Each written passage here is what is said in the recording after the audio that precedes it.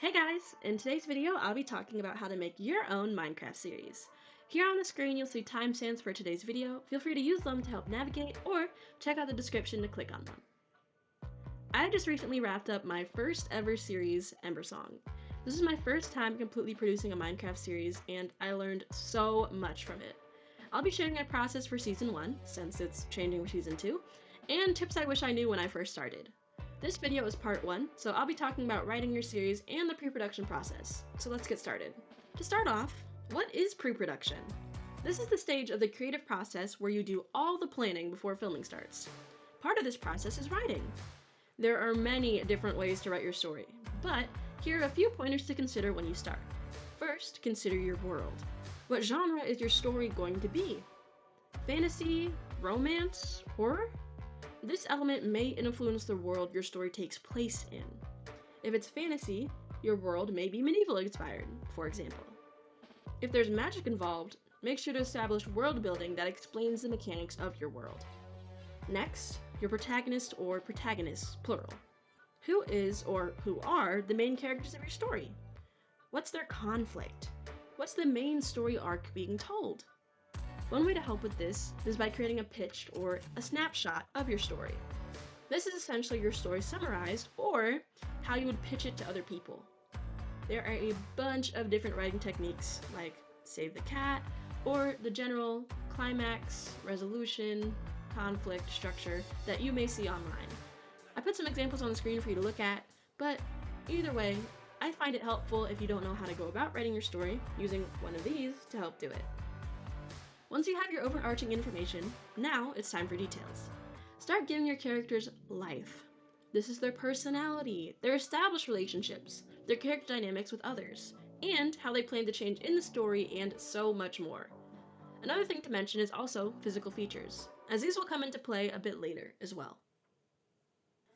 Now that you have some of your information figured out, and hopefully written down, it's time to start writing. Be sure to keep track of important details as you go to avoid plot holes of any sort. When writing for a Minecraft series, remember that you are writing a script. You don't want your characters to tell the story, but show it. Try to keep dialogue as natural to the world as you can make it, and try to write in characters' actions as well, so that the actors can do what their character is doing. There are many different ways to write a script. Just make sure you find one that works for you.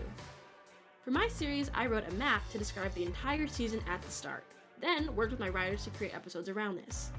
Since then, my script formatting has changed, but I still create maps for every single season or story idea I have. You don't have to do this, but it really helped my process. Now that you have your story, it's time to finish the pre-production process. First, how are you going to tell it? When telling stories in Minecraft, you have many options. You can do first person, third person, silent machinimas, use NPCs, or have animated scenes with voice actors. Whichever mode you choose will influence the extent of voice characters you may need.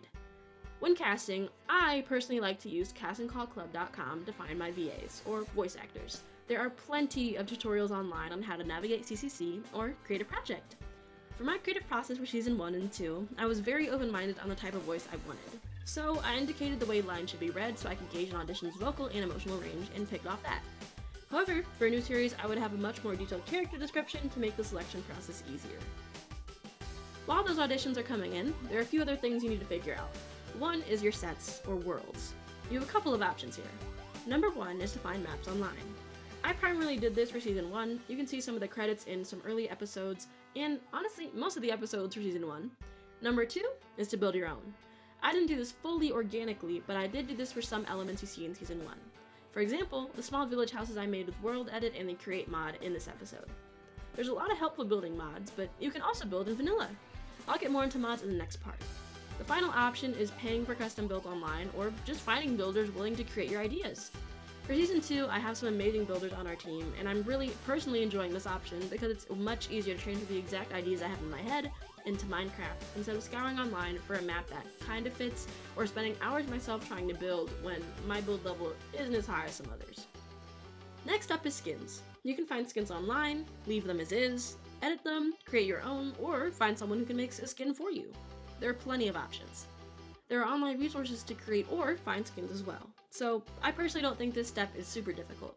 For Season 1, I used regular old skins due to the compatibility of the mods I had, but in Season 2 I am using HD skins.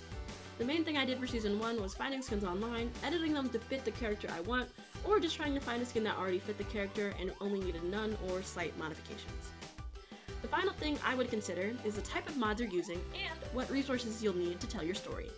If you're animating, you need a storyboard. You need custom art or graphics. Make sure that you're thinking of every possible aspect that goes into planning.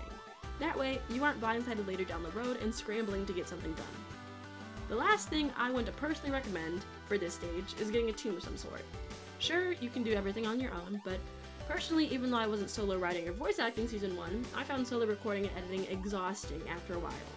Having a team in Season 1 so I wasn't doing everything helped a ton, and now working on pre-production for Season 2 and having an even larger team, it's very helpful. If you're worried about the budget, that's okay. There's a lot of people online who are genuinely passionate about ideas like this and Minecraft who just want to help, and tons of online communities of people interested in Minecraft content creation. For example, the MCTV server has been a huge help personally, not only to connect with others, but to learn from others as well. And that's all I got. All the resources I mentioned earlier in the video are in the description for your own personal viewing, and if you have any questions about anything I discussed today, please let me know in the comments. The next part of this mini-series will go over mods and production, so stay tuned for that next week.